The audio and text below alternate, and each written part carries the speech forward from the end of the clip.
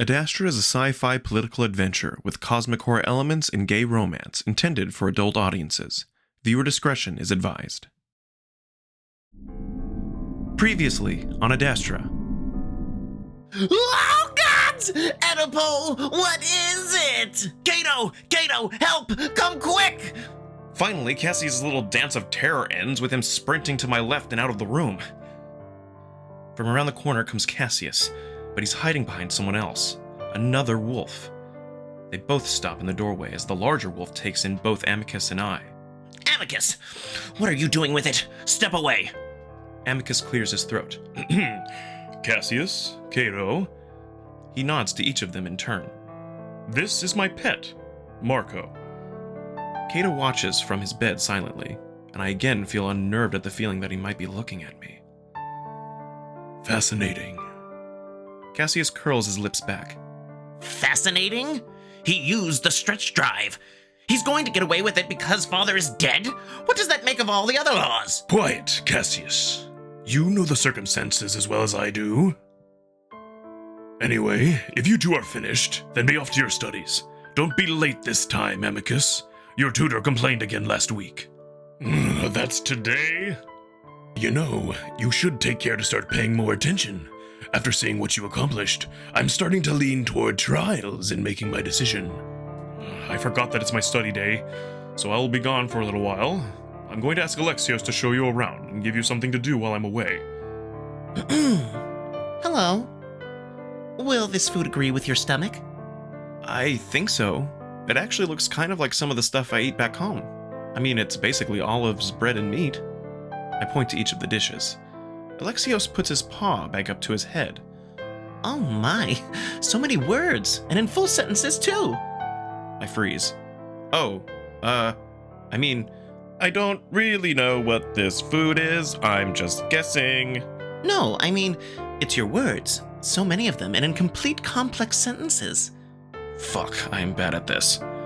I guess the wolves uplifted intelligence a lot more back then. Oh, maybe. So, can I ask where you're from? Very far away, even further than your home. What brought you here? The cat sighs and pauses with a pastry halfway to his mouth. It's a bit complicated, but I was here as a sort of ambassador. I arrived just as the stretch drive depletion occurred. What was that? Alexios shrugs. Well, for whatever reason, the Romanovs stopped supplying the wolves with stretch drive power when the Emperor died. They're starbound right now, so they can't shuttle me back to my planet. The situation between the wolves and their parents is worrying, and we don't know how long the wolves will be without the stretch. So my people sent their own ship to retrieve everyone on Adastra, but I, missed it. Anyway, I eventually decided to use my situation to continue my work and build a relationship with the Imperial family. So I became Cassius's pet. But Marco, was it? Yeah. I'm sorry. I guess we skipped introductions. You already know me as Alexios, but you can call me Alex. Hello, Alex. Hello, Marco. So, now that we're no longer pretending that you're not so sapient anymore, where are you from?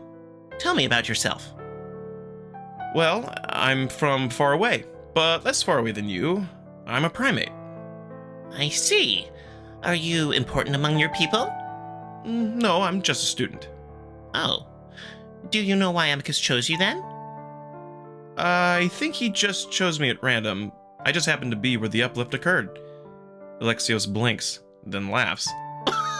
That's just like Amicus. Yeah, it is actually. But I guess it makes sense to choose a commoner if he wants to unite the abandoned children again. Right now, the wolves are in a bit of a strange situation. Again, this is between you and me, but they've fallen behind the other siblings in terms of spread and resources. The main reason being that they don't uplift their children to similar intelligence levels as themselves. These children are indentured servants in a way. In exchange for having their intelligence, mostly uplifted, they have to serve the Empire until the debt is repaid. That doesn't sound good. Oh, and how long has that been going on? Well, Let's just say that the first successfully uplifted wolf children haven't quite finished repaying their debt. That sounds like slavery. Alex glances at me. It does, doesn't it? But things are changing. Amicus choosing you as his pet shows that he sees you as close to an equal. But then there's Cassius. I look over at him. Do you want Cassius to become emperor? I like that we can discuss a lot of things, and being a sibling allows me to have more freedom than most, but that's one thing that I should probably keep silent on. That only confuses me more, but it doesn't sound like he's on Cassius' side. Maybe Amicus and I could find an ally in him. That was a long day. Are you okay? Barely. Had to go over maths today, and my head feels as if it's going to explode. Didn't help that Bulbus kept cracking me over the head with his stick when I answered wrong. Wow, that sounds harsh.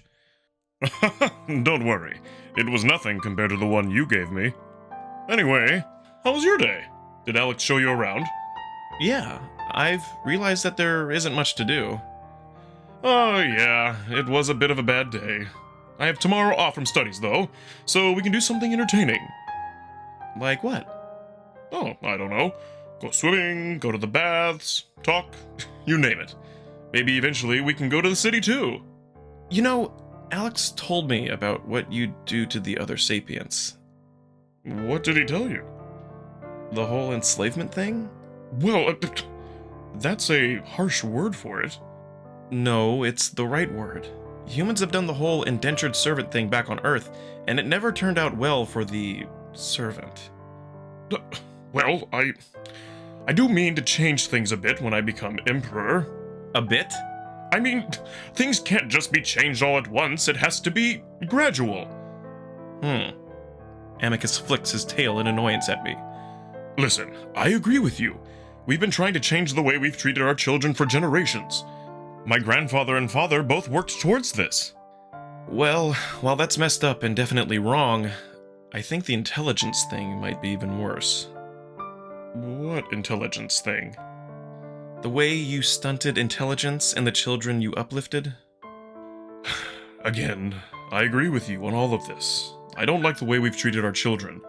In the end, I truly feel that becoming a more compassionate and united empire will lead to a better outcome for everyone. It's going to take small steps, but understand that it's something I mean to fix. And stop saying you like I did it. I was born into this. I've come to realize how much of an open book Amicus is as a person, so I don't doubt his words. Well, as long as Cassius doesn't become emperor. Amicus snorts. Not a chance. Anyway, I thought maybe you'd like to be groomed too. I feel it's only fair after what you did for me. Oh, well, it's only on my head. All the easier for me then. Sorry for talking so much earlier. I'm not used to being able to talk to someone. The palace is a bit lonely, so having a friendly conversation with someone other than Calm is a bit of a novelty. Amicus chuckles. That was probably why I was having so much trouble focusing on my studies today. I was so excited to come back home and speak with you. You're fine. And I didn't mean to be too harsh earlier. I know it's not your fault.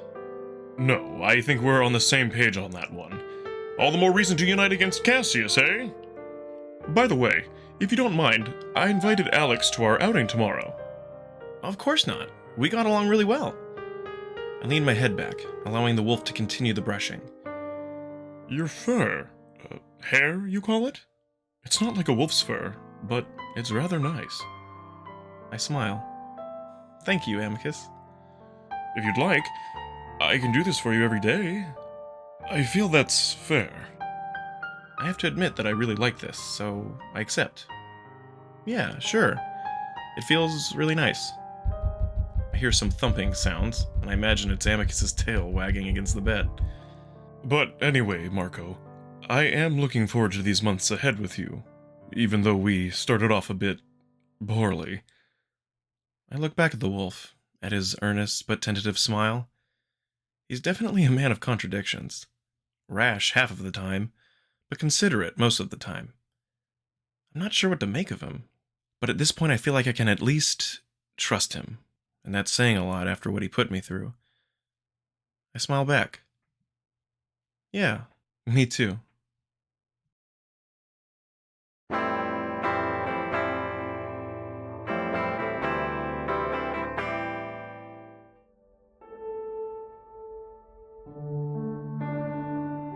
Chapter 6: Balance and Brutality.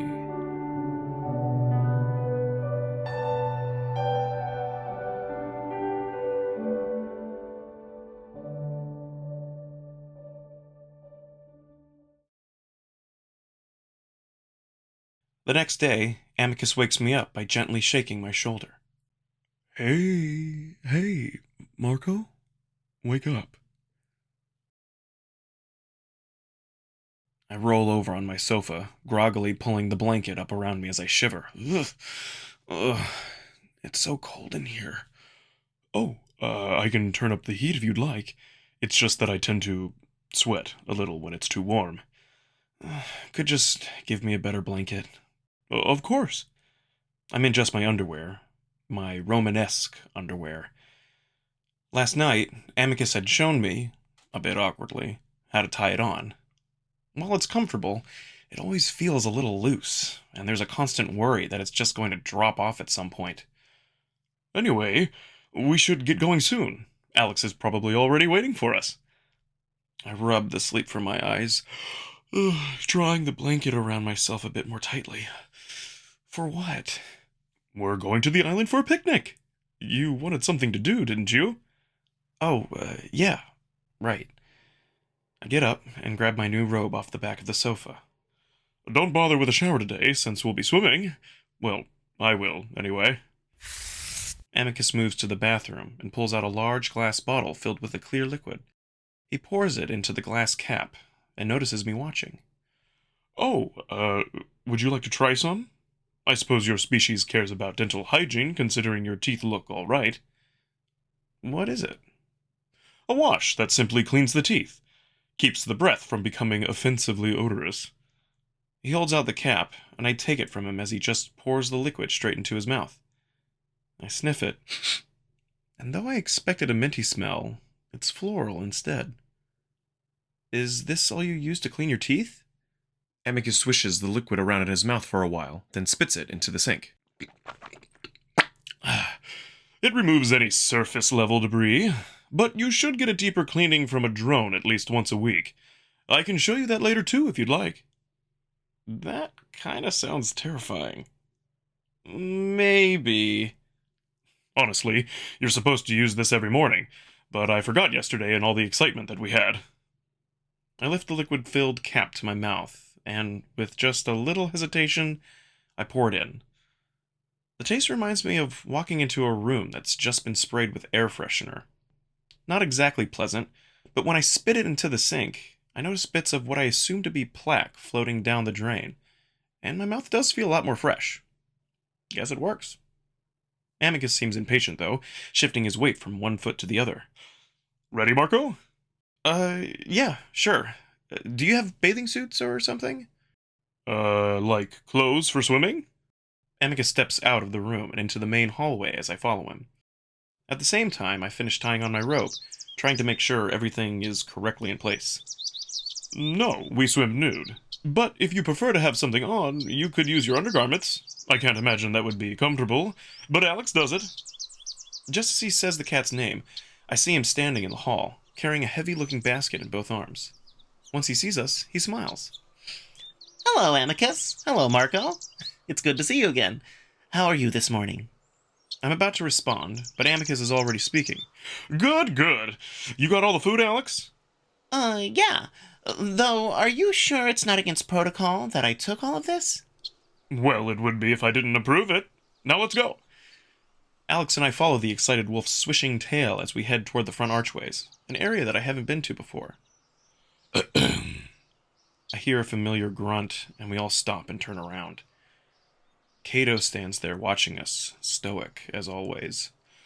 Where might you three be off to? Hello, Cato. We're going for a swim. A swim? I can't exactly tell what's going on behind that visor, but the tone in his voice doesn't seem all that enthusiastic. Amicus seems to sense it too. Yes. A moment of silence goes by. You know you have combat training today, Amicus. Well, yes, but only for part of the day. We'll be back shortly after noon. Cato's face twitches, and I can sense the disapproval coming off of him in waves. Then he turns his head slightly in my direction. You're taking the pets? I quickly fix my face into a middle-distance stare. Yes, I thought we could all use a little fresh air. Cato goes on staring for a moment, and I start to believe what Amicus said about Cato not having a good mood. Finally, the old wolf turns his attention back to Amicus. Well, I have some of my own duties to take care of this morning, but I expect you to be in the amphitheater by the 11th hour. Do not be late. With that, he turns and stalks off down the hall before disappearing around a marble corner. Amicus lets out a breath. Thought he was going to cancel our outing altogether. All right, let's go before anyone else tries to stop us. Amicus quickly turns toward the archways again and leads us out into the warm morning air. You seem very eager, Amicus. Well, I haven't been swimming for weeks now, and I need a good exercise. As we walk, I notice Alex huffing and puffing, struggling with the basket, so I hold out my hand. Here, do you need help? Oh, I don't want to inconvenience you. I reach out and take the handle of the basket, and Alex doesn't resist as I pull it out of his paws. Ooh, it's heavy, but not impossible to carry. I heft it in both my hands as we walk down the path toward the lake. Are you sure it's not too heavy?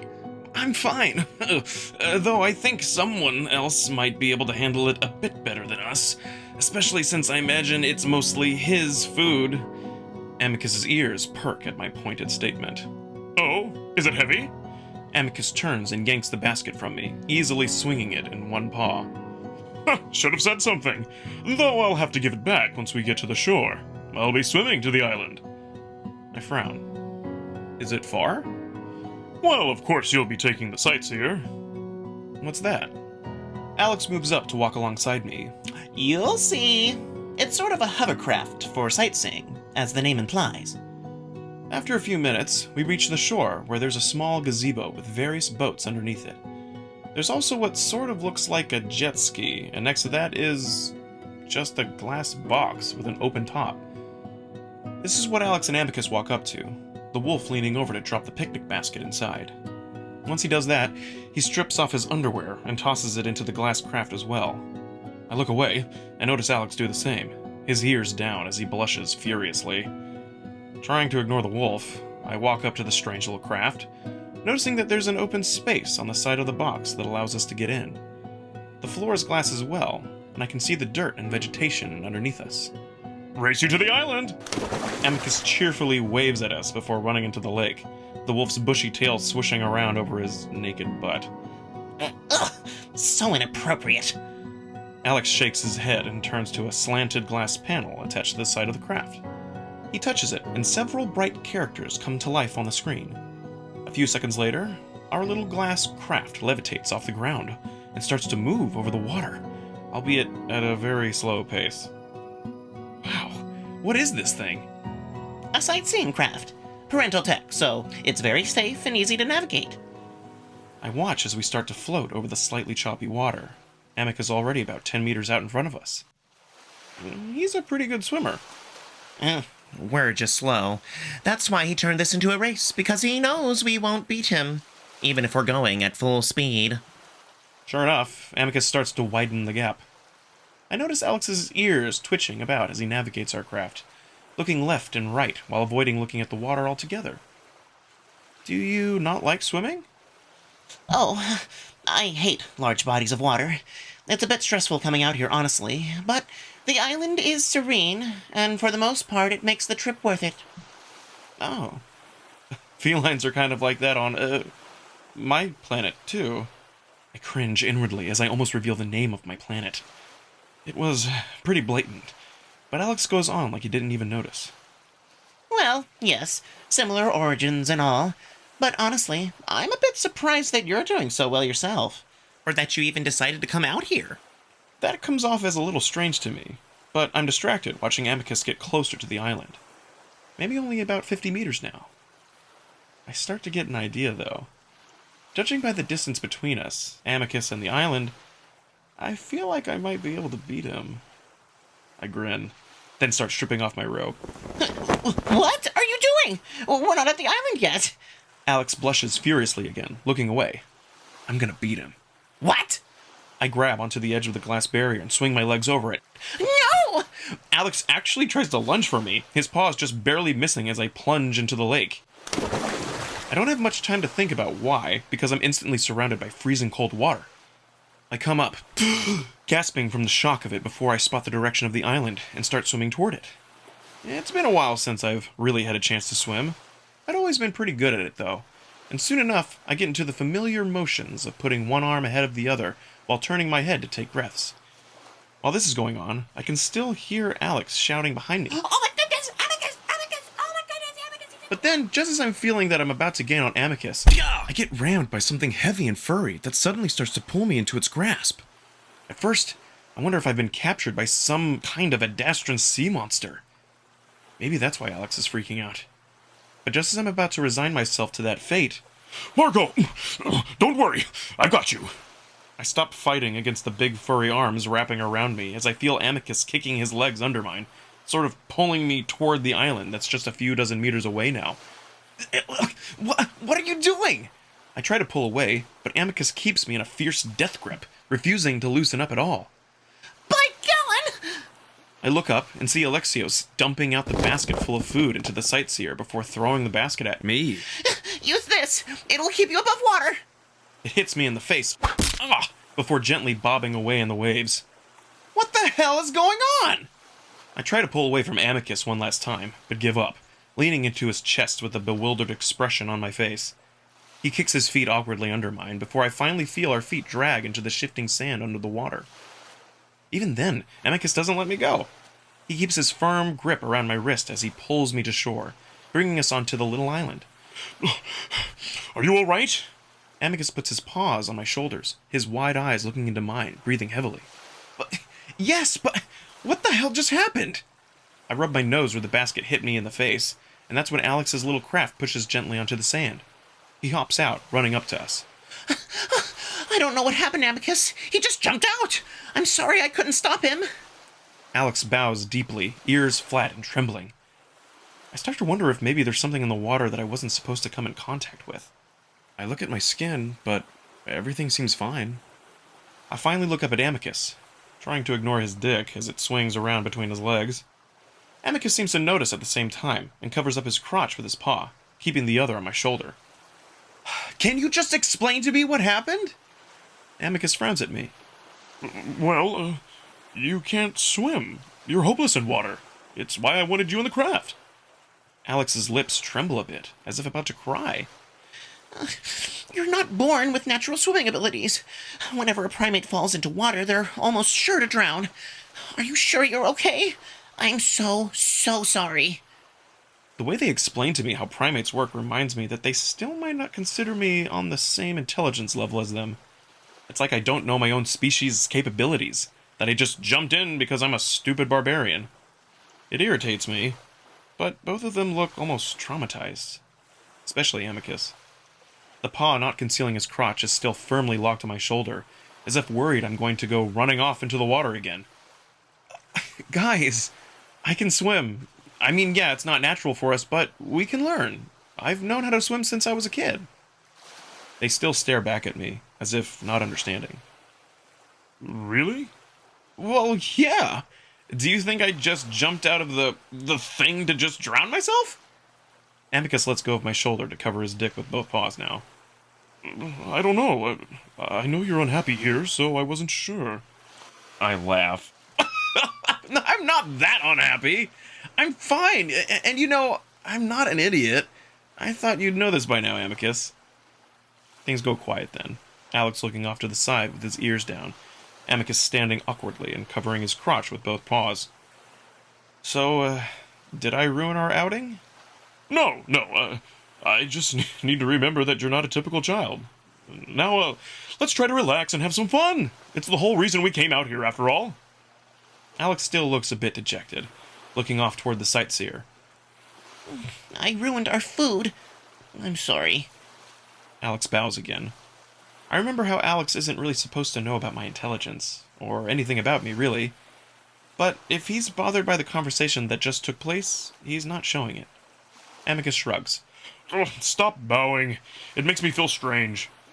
The naked wolf ambles over to the craft, and as he leans over to look at the cluttered mess inside, his tail lifts, and we get a view of his butt again.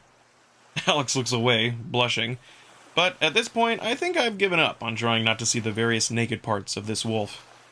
Being in the nude seems pretty natural for him, even if he tries to hide it from us. I think we can salvage a decent meal out of this. The wine's good.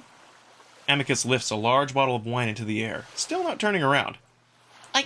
I'll sort through it, Amicus. Please, enjoy your swimming exercises in the meantime. Alex quickly moves to start gathering up the food, head down. Well, all right. And ears up, Alex. We're here to have fun. Alex puts his ears up, but doesn't lift his head to look at us. Oh, right. The wolf grins at me, dipping his muzzle down at his crotch. The cats are just like you when it comes to this sort of thing. Anyway, I'll get in the water so you won't have to keep averting your eyes. You should join me now that we know you can swim, Marco. I start to follow, then look back at the cat. Do you need help, Alex? Alex shakes his head quickly, and I can see that he's still blushing. Go on and swim, Marco. I'll just be sunbathing anyway. There isn't much room in the sightseer for two people, and Amicus seems to be waiting for me. So I follow the wolf out toward the water. Intelligent conversation and a swimming partner. I have a pet that can do it all. Amicus shoulders me as we walk along the beach, making me stumble. Hey!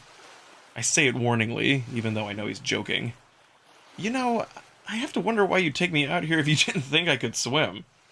Everyone enjoys the beach, whether they can swim or not. The sand becomes too hot as I walk along the beach, so I have to jog the last 10 meters or so to the wet sand, sighing as a wave cools my burning feet.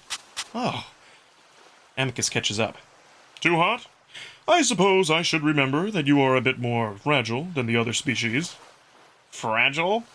Well, a bit. I mean, when we fought on the ship, I had to hold back a lot.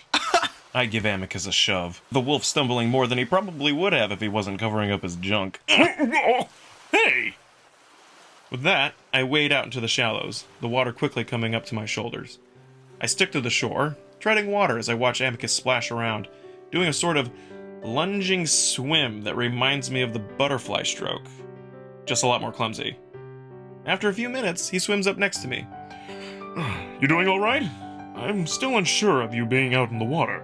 Hey, don't start. I know what I'm doing. All right. But even experienced swimmers can have accidents. So let me know if you need help or anything. Amicus stands right in front of me, his fur plastered tightly against his chest. I will. The wolf shields his eyes from the sun with a paw as he looks around. Anyway, do you want to have a race around the island? We can stay in the shallows.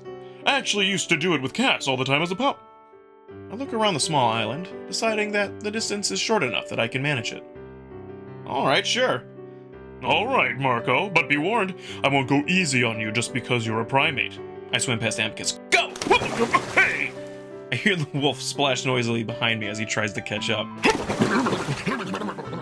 I do fairly well for the first half of our little race, managing to get around the backside of the island without the wolf catching up to me. I notice that this part of the island is covered in dense trees and vegetation, with no beach to speak of. It's at this point that Amicus overtakes me with his big, lunging strokes, breathing hard each time he comes up. I realize how hard he's trying, and I wonder if he's actually afraid of losing. It's clear that there's a competitive edge to him, and I guess that makes sense if he's so determined to beat Cassius to the throne.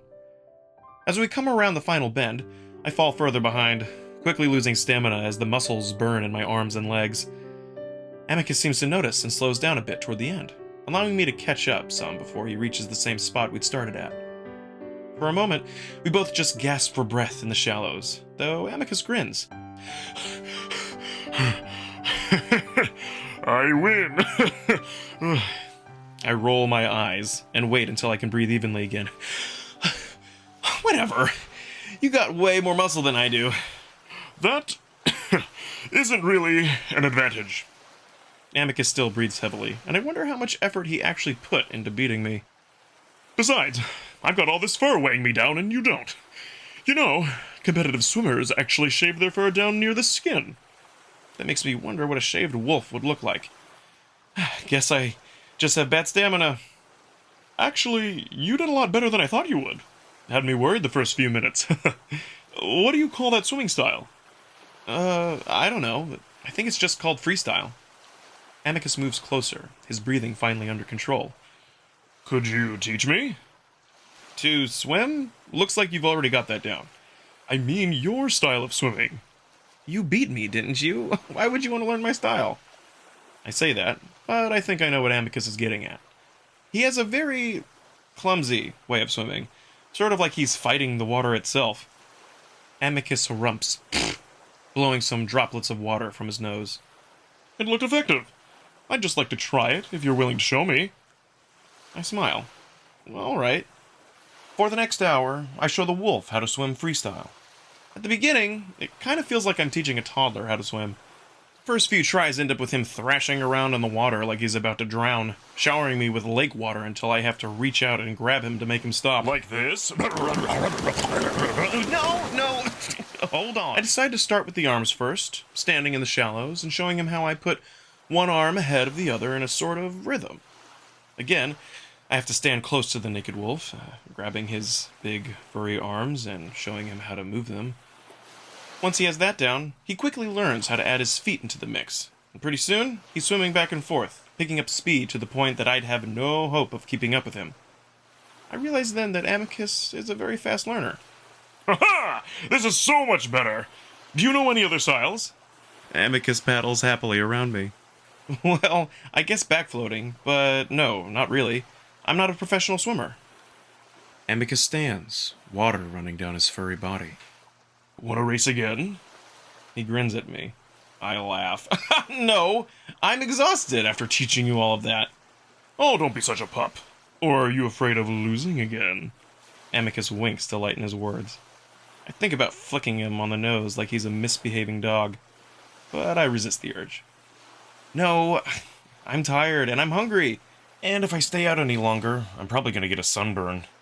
Reminding Amicus that there's food on the beach seems to change his mind, and he follows me into the shallows. Oh, that's right. You have no fur. Sometimes I get burned around my nose if I stay out too long. Are you all right? I feel Amicus rub a paw over my shoulders, and I shiver. Ooh. Well, we'll know by tonight, but I feel all right. As we trudge onto the beach, I see Alex curled up on a blanket, his fur bright and shiny under the sun. Judging by the plates around him, he's already eaten. Amicus chuckles. Such a feline. Anyway, you'd better keep your eyes off me. I want the fur to dry before I put my undergarments back on, so I'm going to stop covering up for you. Automatically, my eyes start wandering toward the wolf before snapping back to look straight ahead. But then I start to think, I am going to be here for a while as far as I know. Maybe I should get used to the whole nudity thing now. When in Rome. I mean, it's not that big of a deal, and if this is a normal thing for the wolves, why not get used to it? So, I look. Amicus grunts in surprise when he sees me not bothering to avoid looking his way. Human! Amicus's paws snap to covering his crotch again. I smirk. What? I might as well get used to it if this is normal around here, right?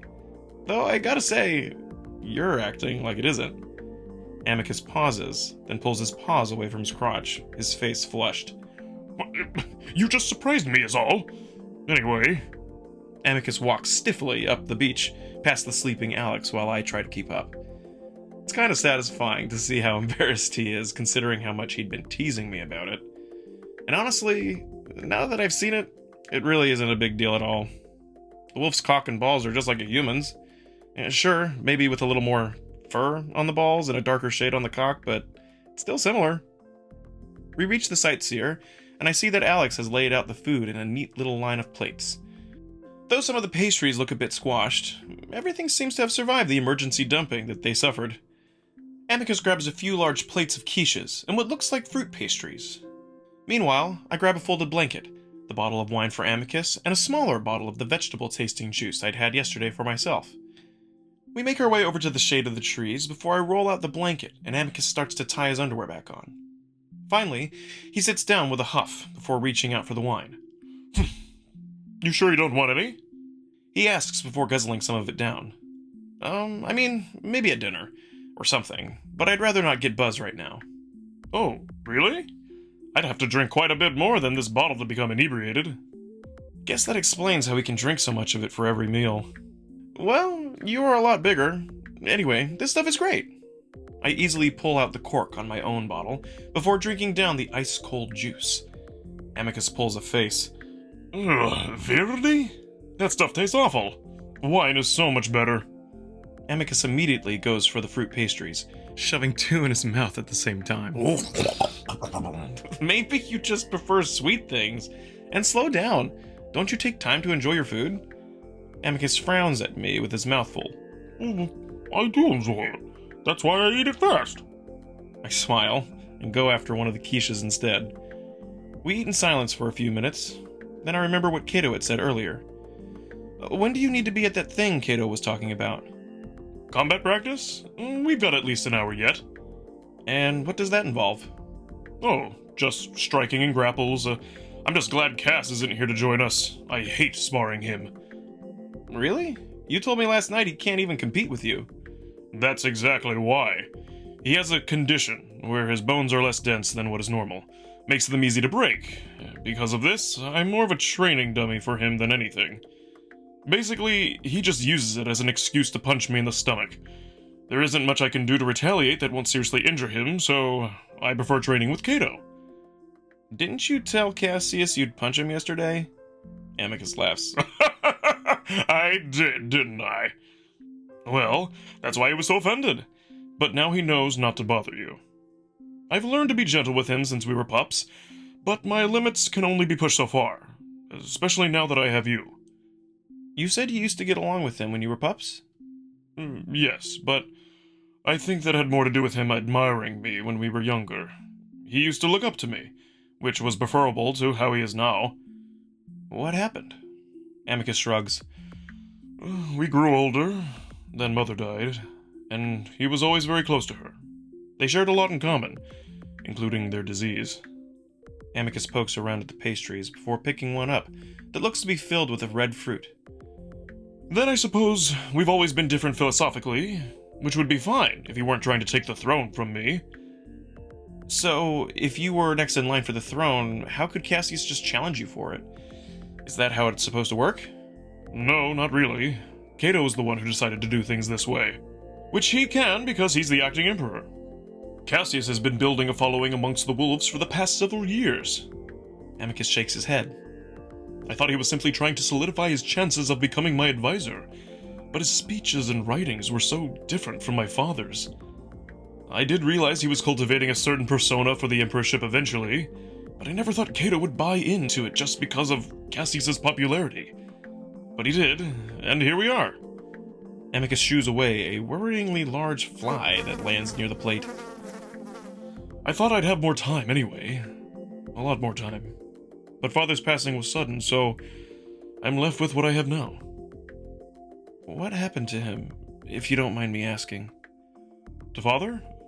His ship crashed while landing in Adastra City about 5 months ago. It's a rare thing to happen, but it does happen. I'm sorry. Well, he's with the parents now, so I'll see him again. But he should have had so much more time left. Just like Mother. How old was he? 157. I blink. He was 157? Yes. Years? Yes. Amicus looks at me, confused. How long do you people live? It varies, obviously, but about 250 to 300 years. Wow. How long do your people live? Amicus looks slightly apprehensive. I don't know, 80? 100 if we're lucky. Oh. Amicus's ears fall. That's so short. Compared to you guys, yeah. Wait, how old are you? 20. How old are you? Amicus is still frowning. 23. That gives me some pause, trying to work out how much that would be in a human lifespan. Wait, so are you an adult or... Amicus seems to recover. Well, adulthood varies among species and cultures, obviously, but legal adulthood is 20, so yes, I am considered an adult. Huh. That's about the same as humans. But the difference is that you die a lot sooner. That concerned look again. I shrug. I've grown up with the idea, so it's not all that shocking to me. Amicus seems to be thinking. Well, maybe we can do something about it. I don't like the idea of you being through a fourth of your life when you've only just reached adulthood. I frown. Well, what are you gonna do about it? We aren't able to live so long naturally. We take supplements and medication that slows the aging process. Maybe we could consider some for you. It's an interesting thought, but I don't like the idea of being a guinea pig for wolvish medication. Maybe, but let's figure out this whole Emperor thing first.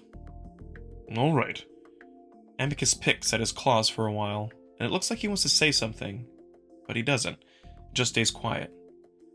Finally, just as I'm about to ask him what's wrong, he looks over at the sleeping Alex. I'll be right back. And with that, the wolf suddenly gets up and jogs over to the cat. I can't help but feel the conversation was left unfinished. But then I see Amicus get down on his paws and knees, as if sneaking up on Alex. I frown and watch as the wolf gets closer, his paw reaching out for Alex's earring. I guess the wolf wasn't being very quiet, because Alex suddenly rolls over and squeals as the wolf leaps at him. Amicus, no. This is my best one. Don't mess it up. I sigh and get up, a little reluctant to leave the shade as I make my way over to the pair. Alex has rolled up into a little ball, clutching at his ear as he tries to hide the grapes. Don't you dare! Do you want to tear my ear off? I'm being gentle. If you'd stop trying to fight it, it would make this easier. No! Alexios tries to roll away, then spots me. Marco, help! I sigh and watch for a bit before deciding to save the poor cat. I look for an opening, then pounce on Amicus's back, wrapping my arms around his neck and my legs around his waist, trying to throw him off balance. Oh, not so fragile now, are we? Amicus swings me back and forth, as if trying to throw me off, but not really putting any effort into it. Meanwhile, Alex scrambles out from under the wolf before turning and giving him a shove. Amicus starts to topple backwards, and for a moment, I think I'm about to get crushed between this 300-pound wolf and the sand. But Amicus turns as we fall, and we end up laying sideways on the beach. Alex stands to the side, quickly dusting himself off before adjusting his earring, frowning. You know, I might as well just stop wearing this thing. There's no point if half of it is plucked by the day's end. Amicus just lays there and laughs.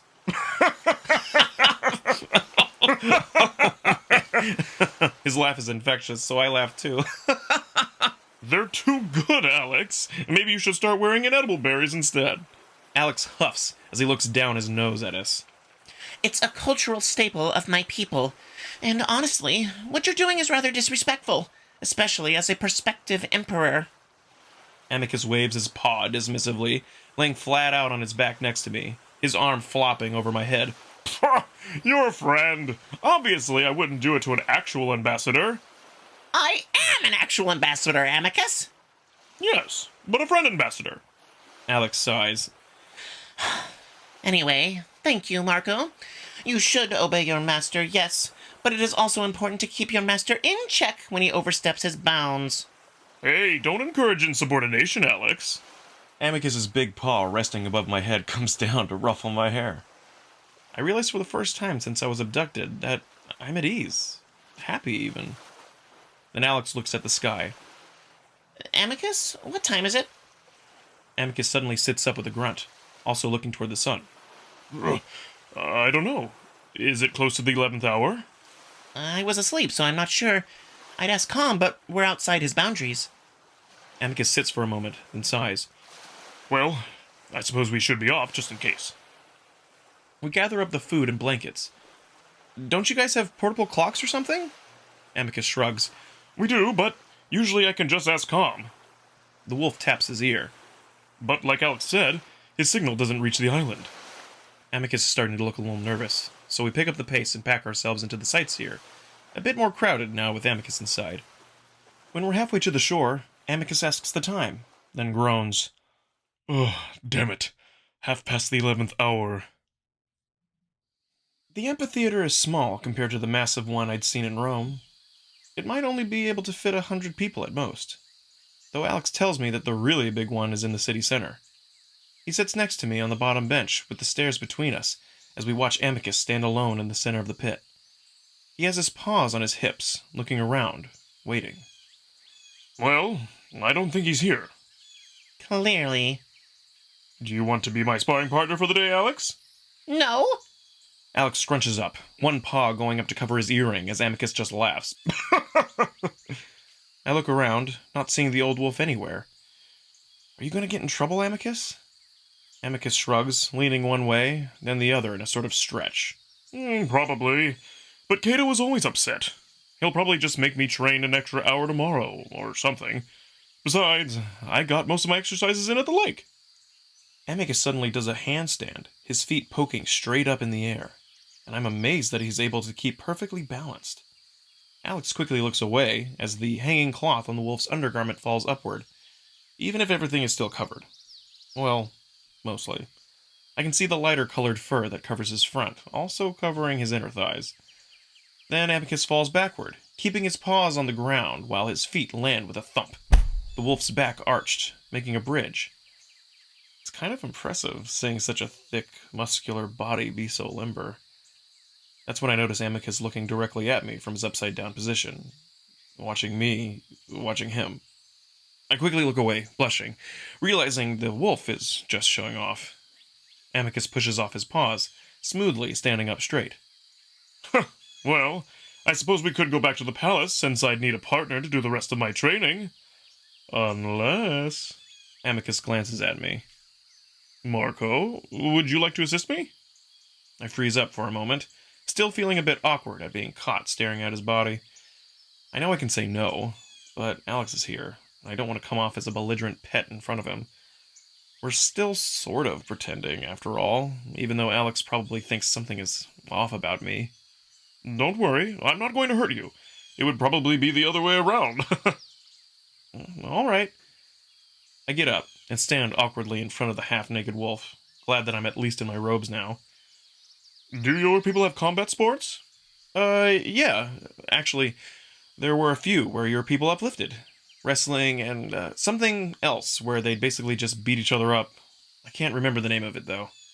Amicus smiles. That sounds similar enough. This is called Pugnu, and it mostly involves punching, kicking, and grappling. The only rules are no claws, no teeth, and no going for the eyes. Or groin. Amicus smirks at me. And while sparring, we avoid striking above the neck. So, go ahead and throw some punches at me. Amicus grins and hunches down, his paws out. I look over at Alex, who watches us, a bit of a disapproving look on his face. Amicus notices. Don't mind Alex. His people are too soft for this sport. Excuse me, but we invented the grapples you use. We just grew out of it.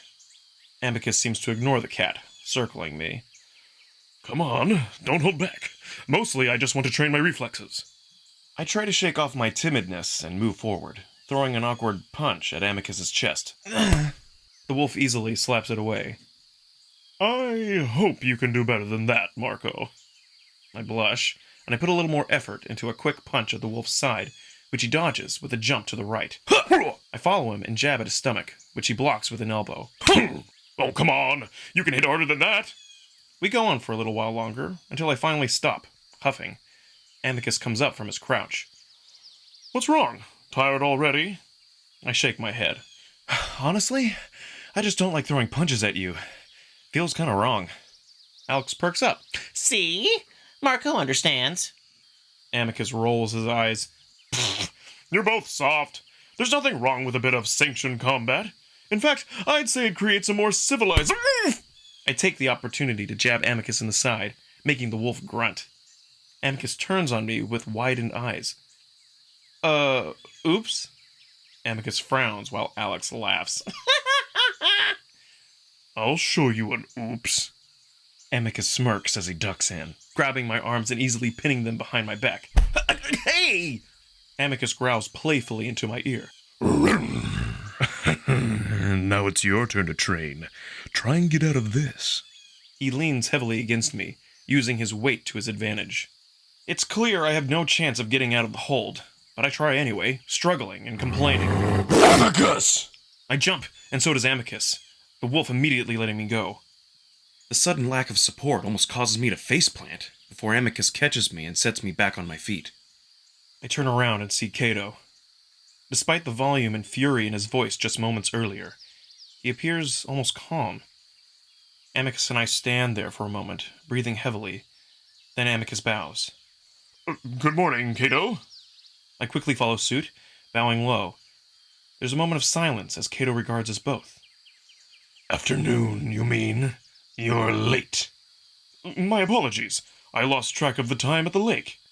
Your pet did not remind you? Is that not one of his duties? Cato's gaze snaps in my direction, and I almost jump. I don't know what to do, so I go back to bowing, wondering if I should apologize? I have not taught him our hours yet, Cato. It's my fault. Cato watches us for a moment longer, then begins unfastening his robe. Luckily, my appointment with the Praetor has been cancelled, so despite your tardiness, we may train. Cato tosses his robe aside. Move, pet. I stand there like an idiot for a moment, before realizing he's talking to me. I hurry over to sit down next to Alex, and I can tell by the expression on his face that he's also a bit worried. I see you've already warmed up. Cato glances over at me again, before turning back to Amicus, getting into a crouch. Amicus stands awkwardly for a moment, before doing the same. Yes, did you need to? I didn't mind while waiting for you for over half an hour, Amicus. The two big wolves start circling each other. I want to ask Alex if this is normal, but something tells me I shouldn't speak out of turn in the presence of Cato. Your brother had a very successful speech in the city today. Over 500,000 attended. Amicus seems thrown off by what Cato said, but then Cato's fist snaps out and smacks Amicus right on the nose. The wolf stumbles back, blinking and snorting as he holds his face. I wince. Didn't Amicus just tell me they didn't go for the face during training? I look at Alex questioningly, but the cat is now looking firmly at the ground between his feet, his ears down. That's double his last speech, Amicus, and it rivals your father's early days as Emperor. Amicus has recovered at this point, and he's got his paws back up, his teeth bared. He doesn't respond and starts circling Cato again, and this time he attacks first, throwing an elbow at Cato's face. Cato ducks it and moves to the side, smacking a fist into Amicus's back, right over the kidney. Amicus lets out a pained grunt, bending sideways and stumbling before forcing himself back into position, his teeth showing now. And while you were being a pup at the lake, Cassius was touring the countryside, and even that drew thousands. Cato throws a sudden kick at Amicus's thigh, and I look away, but I still hear the painful thwack of furry flesh on furry flesh. This isn't training. This is punishment. Stealing a ship and flying across the galaxy will only get you so far, Amicus. You win the people over, not me. Amicus bull rushes the old wolf, grabbing one of Cato's legs by the thigh, lifting it off the ground while he starts throwing vicious punches into the older wolf's face. Cato seems to become dazed, stumbling on his one foot, raising his paws to protect himself. I silently root for Amicus, wanting to see him put the old man on his ass. But then Cato's paw comes around in a vicious slap that turns Amicus's head to the right. He drops Cato's leg, and that's when the old wolf wraps his arm around Amicus's waist, setting his shoulder in the other wolf's stomach before actually lifting him up off the ground. I don't know exactly how much Amicus weighs, but it's probably around the same as Cato himself, and somehow the old wolf is able to carry Amicus across the pit in a rush. Alex and I dive out of the way as Cato crushes Amicus into the stairs with a thudding crunch. I look back and see Amicus folded around Cato's shoulder, making a sound like a deflating tire as his eyes bulge. After a moment, Cato finally pulls back. Amicus curls up and rolls down the few steps to the pit of the amphitheater, making a horrible groaning sound. Cato, meanwhile, straightens out his undergarments before turning to pick his robes up. Good spar, Amicus. I hope you learned something from it. I announced to the public that the trials will begin at the end of this month. Remember that your pet will be involved, so be sure that he's prepared. Cato ties on his robe as he walks away, then suddenly turns as if forgetting something, addressing the still wheezing Amicus. Oh, and your sister and her guest arrived today. She requested to see you in the Great Hall as soon as our session ended. And with that, Cato stalks off, his robes billowing in the wind. I rush to Amicus' side. Amicus, are you okay? I know that wolves are tougher than humans, but if I'd been slimed into the stairs like that, there'd be a good chance I'd never get back up. I set a hand on Amicus' back as he hugs at his middle and presses his face against the stone floor. He keeps making a strained grunting sound, and I can see a strand of drool connecting from his lips to the ground.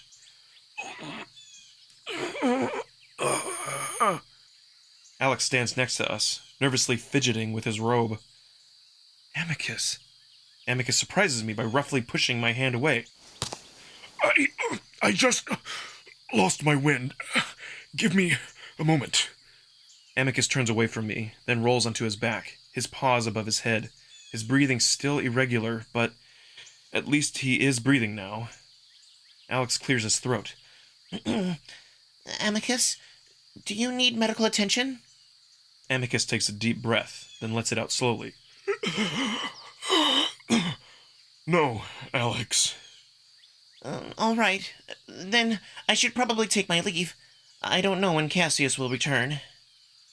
Alex, looking extremely uncomfortable, bows to both of us. Amicus, Marco, thank you for the outing. It was very relaxing. He then quickly makes his exit down the stone path, disappearing through the trees. I stand awkwardly off to the side, waiting for Amicus to recover. Some ambassador friend he is. He opens one eye, looking at me. You know, you can head back to the palace as well. I just want to make sure you're okay. I'm fine. I mean, he hit you really hard. I'm a little worried. Don't be. Go back to my room. Amicus' usually cheerful mood has completely dissipated. Well, if I'm pretending to be your pet, then I guess I'll just pretend to be worried, all right? Amicus just grunts and finally gets to his feet, wincing as he does. He straightens out his undergarments, which had twisted off to the side before walking toward the same path Alex had taken. I quickly catch up, following a few steps behind the wolf. Amicus is hunched over, walking with a light limp. I feel a wave of anger for Cato. He'd been nice to me yesterday, but now I realize that isn't typical for him. I understood the lesson he was teaching Amicus in the amphitheater, but I don't understand why it had to involve violence. Is this how the wolves normally treated each other? Fake civility with bursts of savage aggression? Was what Cato did normal? What do you mean? I mean, does he usually just beat you like that? Amicus sighs deeply. Not usually, no. Seemed a bit much. Can we not speak of this? I'm not in the mood. I go quiet, and I see Amicus' ears fall flat for a bit before coming back up. We walk the rest of the way to the palace in silence. I'm sure to stay a few steps behind Amicus, wanting to give him space. I get the feeling that while he's definitely upset about what happened, he's mostly just embarrassed that I saw it. We finally reach the main entrance to the palace, and just as we turn into the great hall... Amicus! A high sing-song voice echoes around the marble walls as a slight wolvish figure quickly approaches us. A wolf, who I can only imagine is Virginia, walks up to Amicus. She places both paws on his shoulders and leans in, pressing the side of her face to his. Hi, Virginia. Virginia pulls back, rolling her eyes. Amicus, I took your place on a trip around the moon for a full week, and your only response is, hi? Sorry, I'm not feeling all that well. Oh? Was Cato too rough with you during training? Shall I have a word with him? No, I'm just sore. You could use a shower too. You smell dreadful. We were swimming in the lake. Never mind. I should be getting back to my room. Enough with the dour mood, Amicus. Not until we introduce our guests to each other. Virginia looks right at me, over Amicus' shoulder. Amicus sighs, then reaches out his paw to me. I walk over to him, letting the wolf place his paw on my shoulder. This is Marco. He's an abandoned child. Oh, fascinating. I thought Cass was pulling my tail in his letters. Virginia stretches out a paw. I stand there awkwardly, unsure of what to do. So I reach out and take her paw in my hand. Then, after another pause, I lean down and brush my lips on her fur like I'd seen people do in movies. Huh. Interesting. It seems they have some sort of etiquette. I step back, keeping my head down. A bit, yes. Now where's the Khemian? Manners, Amicus. He's examining the murals. She turns to her right, raising her voice a bit. Neferu, could you come over and meet my brother, please? There's a moment of silence, then soft footsteps. A canine appears around the corner, his fur much darker than the wolves, almost pitch black. He's covered in gold highlights, and immediately I'm struck by how he looks. Not just because his presence is impressive, it definitely is, but mostly because he reminds me of something on Earth. Not just something, but an entire thing. A culture. As I stare, I realize that he's not looking at Amicus, but at me. I quickly look down again, not wanting to draw attention to myself. Neferu, this is my brother, Amicus. Neferu bows his head slightly in Amicus's direction. Hello. Thank you for letting me take up residence in your palace. It is indeed beautiful. It's hard to describe, but I immediately know that Neferu is speaking a different language than the wolves. It has a different feel in my brain, like a different dialect. Certainly. You'll have to excuse my appearance.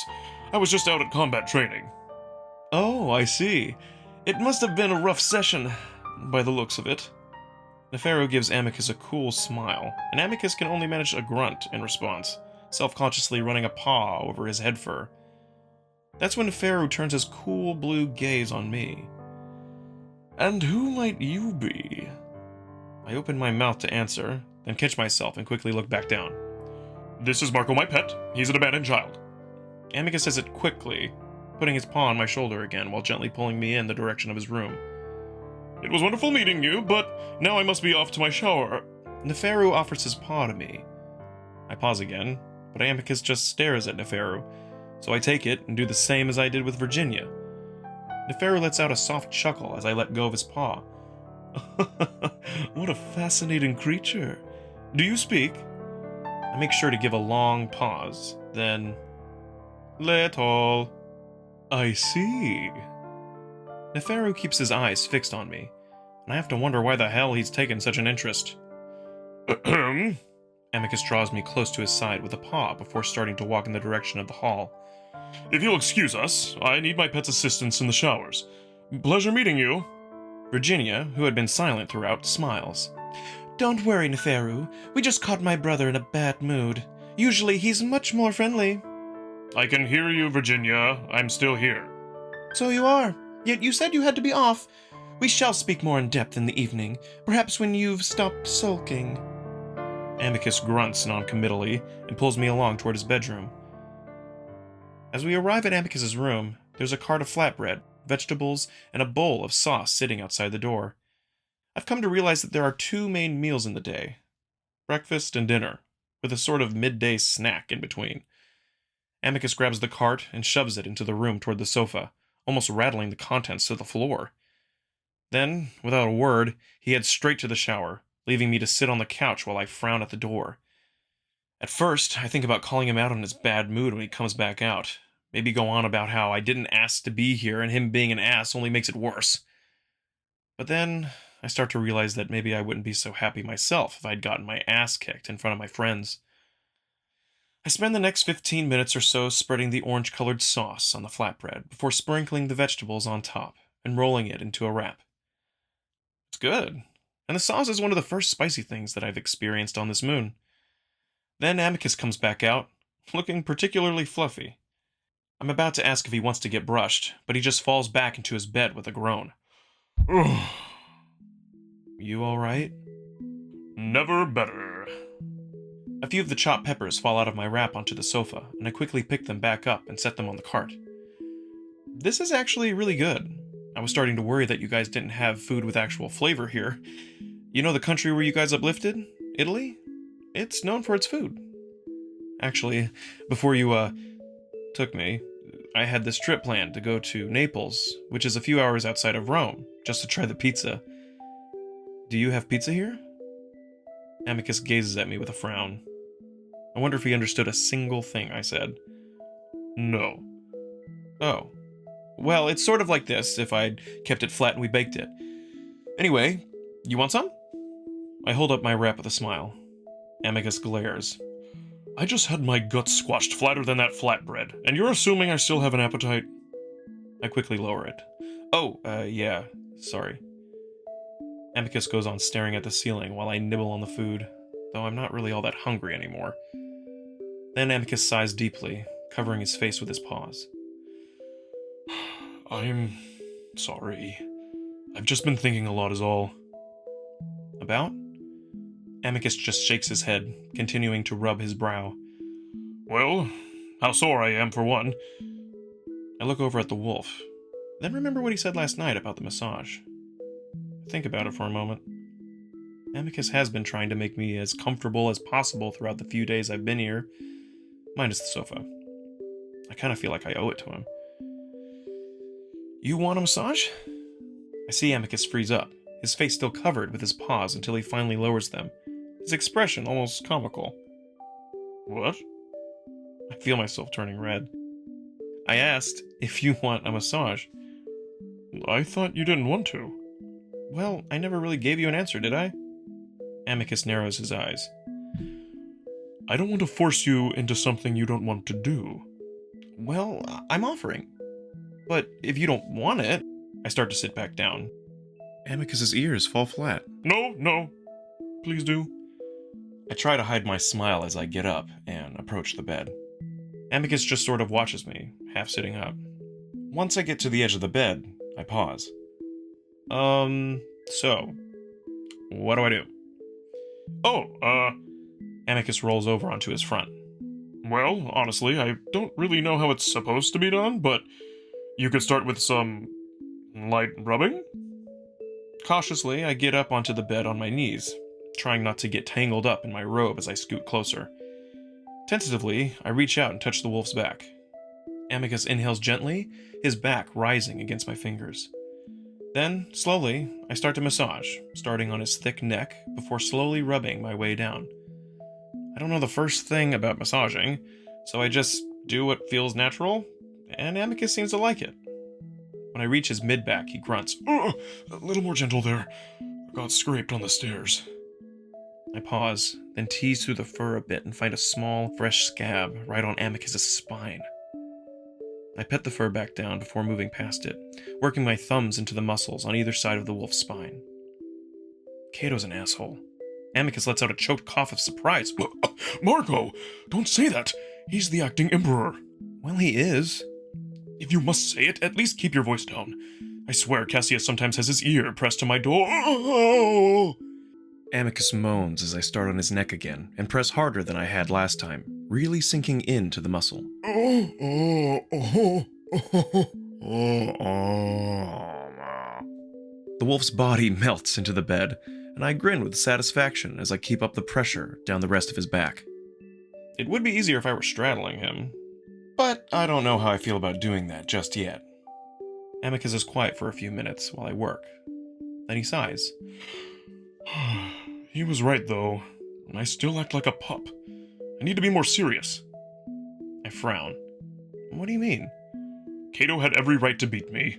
I haven't been acting very much like an emperor lately. I shake my head. First of all, no one should be beaten. Second, Cassius acts like a child. Or pup.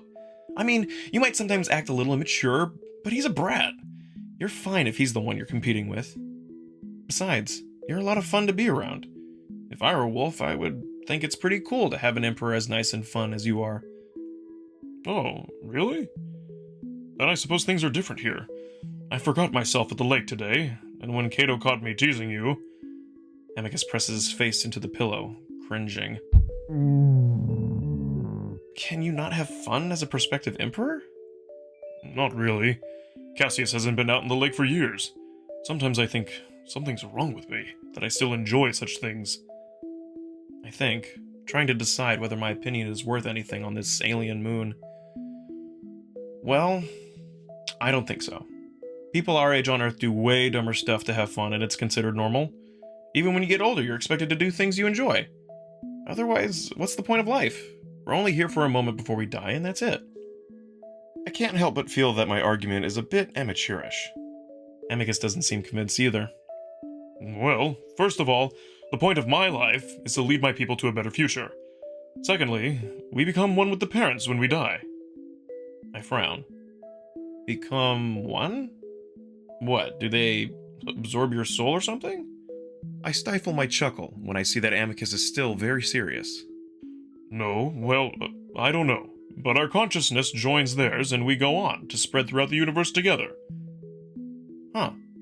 Is there proof of this? Did they say that's what happens? Of course. I think of questioning him further, but right now I'm not really in the mood to debate anything religious with this wolf. His mind seems to be on the having fun issue anyway. Well, I will say that Roman emperors on Earth had a lot of fun. I laugh. There was an emperor named Elagabalus that didn't really give a shit about what the people thought of him. He had all the fun and sex he wanted. Oh. Amicus sounds amused. Then I wince, remembering that no one really liked Elagabalus, and he was killed along with his male lover. Then his beheaded body was dragged through the streets of Rome. Well, I think balance is a good thing to have in life. Be serious when you need to be, have fun when you can. Amicus just grunts again, and I go on rubbing for a while longer. Oh, so while I was at my studies, I had some time in the library to myself. I found this primate species in the general vicinity of your star. They were part of a failed uplift and looked generally similar to you. A lot hairier, but I don't think anyone will notice. The name they have for themselves isn't pronounceable by us, but we named them the Samanians, so if anyone asks you what you are, tell them that. Oh, okay. I repeat the word in my head, trying to memorize it. Also, I would recommend avoiding that Khemian. I didn't like the looks of him. Why not? I don't know, but his demeanor was rather rude. I've heard they are an arrogant people, but to see it in person... I almost laugh at the hypocrisy of that statement. I pointed out if Amicus wasn't being so grumpy right now. And the way he looked at you didn't sit well with me. Just be sure you watch out for him. I didn't really see much of a difference between Neferu and the wolves, aside from appearance, but Amicus seems genuinely concerned. Alright. Amicus grunts in response, and I go on rubbing for a little while longer.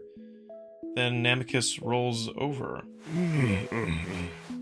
I pause. Amicus suddenly opens his eyes, as if realizing what he's doing. Oh, Do I do your front too? Well, often after I get my massage, my drone rubs me. It helps me fall asleep for my afternoon naps. Rubs you where? Amicus's ears turn bright red.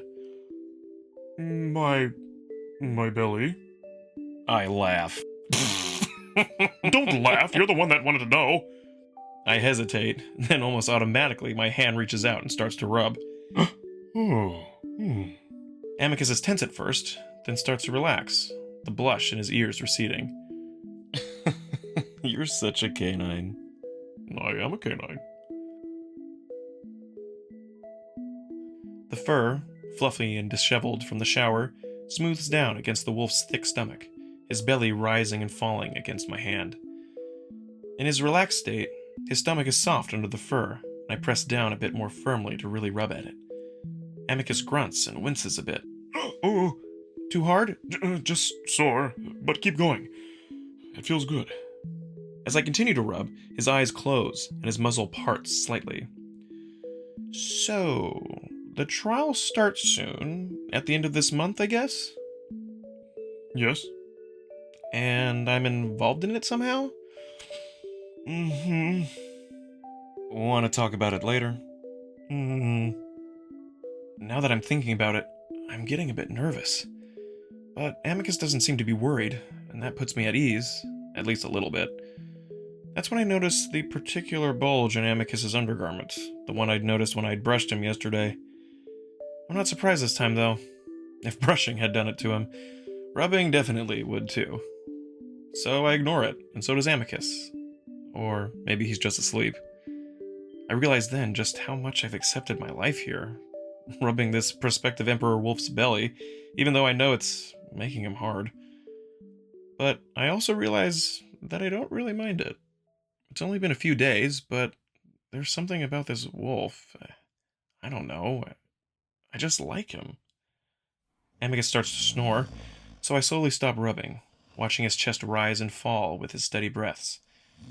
I think about going back over to the sofa, but instead I just roll over to Amicus's left, curling up on my side in the soft pillows. With the relaxing sounds of Amicus's gentle snores behind me, I drift off into a light sleep.